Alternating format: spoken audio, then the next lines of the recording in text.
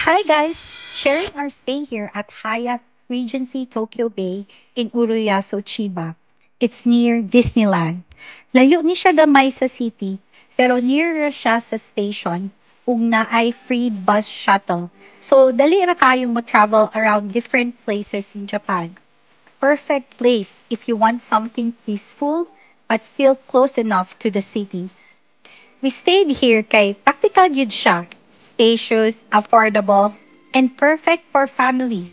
Compared sa city hotels nga medyo pricey ug gamay ang space, diri makapahuway yug ka og tarong after a long day sa laag. We booked only two twin beds. Pero guess what? You free upgrade me to three beds. Kay na ay available rooms. They were so nice and hospitable. Maog yun na akong ganahan sa mga tao diri sa Japan. Super happy kay dako gyud ang room. Comfy kaayo ang beds. Naapay sofa bed. Ugwapo kaayo ang view. Ang bathroom nila, separate ang toilet and bath, which is nice. Their bathtub is so relaxing. Nami kayo mag-soak after long walks around Japan. Ang ilang toilet kay high-tech kaayo. Night bidet o warranty. Medyo katawanan lang kay basing naigno ka magsisipit sa controls. Unya, mamali ka.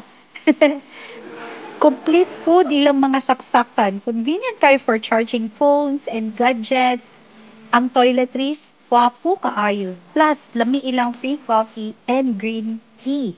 Overall, happy good kaayo ko sa mong stay diri. Clean, spacious, and relaxing. Perfect kaayo for families. Or kung gusto lang nimo mag-unwind after a day sa Disneyland or sa city, on our next visit, diri gihapon mo balik. Highly recommended ang Hyatt Regency Tokyo Bay.